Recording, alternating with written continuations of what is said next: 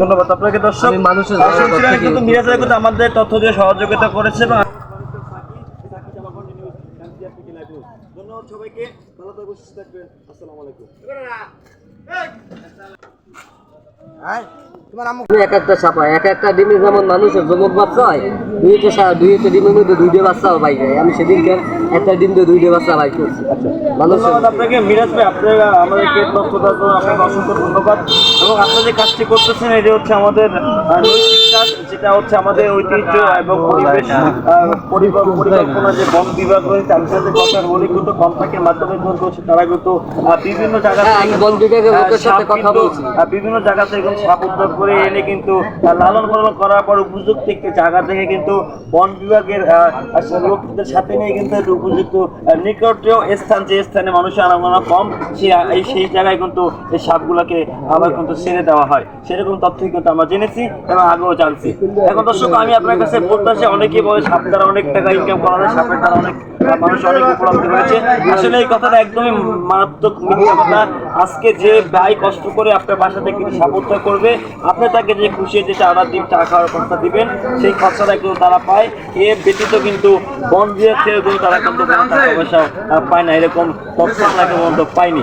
দর্শক যে জায়গা থেকে আমার ভিডিওটি দেখবেন সেই সেখান থেকে সবাই যে যার স্থান থেকে অন্তত জামাকাটে সদরের ভিতর বা সদর উপজেলার আশেপাশে ইউনিয়নে যদি কোথাও কোনো যারা সাপ ধরে থাকে দেখতে পারেন, আপনার নামের নিকটবর্তী স্থান যে আছে এবং যে সাপ উদ্ধার করে যে মিরাজ হাওলাদার, তার কাছ থেকে আমরা নাম্বার নেব এবং আমার স্ক্রিনে দেওয়া নাম্বারে যোগাযোগ করলে কিন্তু আপনার যে ঘরে যে সাপ থাকলে সাপ থাকলে কিন্তু আপনার তার মাধ্যমে কিন্তু ধরে আনতে পারবে। সেরকম ব্যবস্থাই করার জন্য আমি চেষ্টা করবো। তো মিরাজ আপনাকে কিভাবে পাবে সেই ঠিকানা যদি একটু বলতেন। আমার ঠিকানা হচ্ছে জালকাঠি কাঠপুটি টলারঘাট। আমার ফোন নাম্বার হচ্ছে 01741490658। আমার নাম্বারে দর্শক নাম্বারটা আপনারা খেয়াল করে রাখবেন। 07414990658। আপনি কিভাবে কি আমি ফোনের মাধ্যমে কন্ট্যাক্ট হয়, আমার জায়গার উপরে ডিপেন্ড করে। বেশি দূর হইলে গাড়ি ভাড়া চাইবে, আমাদের দুইটা মানুষ যাবো, দুইটা মানুষের খরচা চাইবে।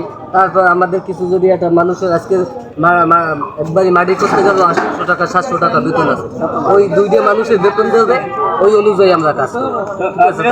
এই পেশায় কত বছর ধরে আছেন? এই পেশায় আমি এই বছর চাইতে ধরে আসছি, কিন্তু এর আগে ভিতরে আপনি কত প্রকারের সাপ ধরে কত প্রকারের সাপ ছাড়া হয়েছে? আমি অনেক প্রকার সাপ ধরা হয়েছে, কিন্তু আমি অনেক প্রজাতির সাপ আমরা সঠিকভাবে এখন পর্যন্ত কত প্রকার সাপ আছে সবাই আমরা যারা গাড়ি দিয়েছি সবাই আমরা চিনি। আমাদের দেশে অনেক প্রজাতির সাপ আছে। দর্শক এখানে কিন্তু যে ডিপা পড়া যে সাপ যে দেখতেছে এগুলো কিন্তু সবাই বাচ্চা, এর ভিতরে কিন্তু কিছু পুরো সাপ রয়েছে।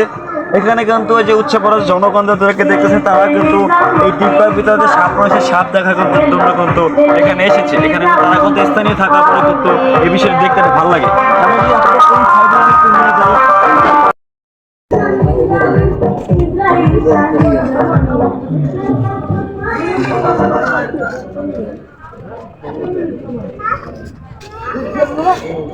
এখানে কিন্তু এই যে ঝুড়ি বলা যে সাপটা দেখতেছেন, এখানে যে ফলের ঝুড়ি সাপটা রাখা হয়েছে।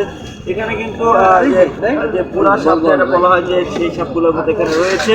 আচ্ছা মিরাজ ভাই, আপনার বলবেন এক একটা সাপ কতদিন যাবত ধরে আপনি ধরে আনার পর রেখে আপনার ছেড়ে দেন, কতদিন পর্যন্ত?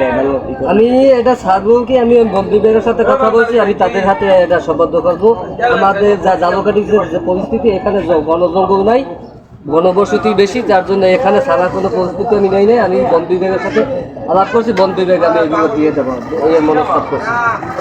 আমার কাছে বেশি সাপ আছে, একটা ভিডিও দিয়ে ভিডিওটা দেয়।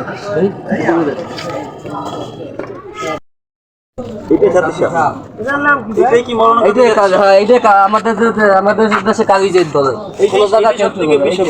এইটাই আমাদের দেশে মানুষের আমাদের দেশে এইটাই মানুষের জন্য। না না, আমি কাগজ বিক্রি করি না, খেলাও দেখছি। ধন্যবাদ আপনাকে দর্শক। মানুষের কিন্তু মিরাজ ভাই কিন্তু আমাদের তথ্য দিয়ে সহযোগিতা করেছে এবং আমি আপনাদেরকে তথ্য দিয়ে সহযোগিতা করার চেষ্টা করতেছি। দর্শক এই ছিল আমার কাছে ঈদের 3য় দিন জালকাঠি সদরে আপনার 9 নং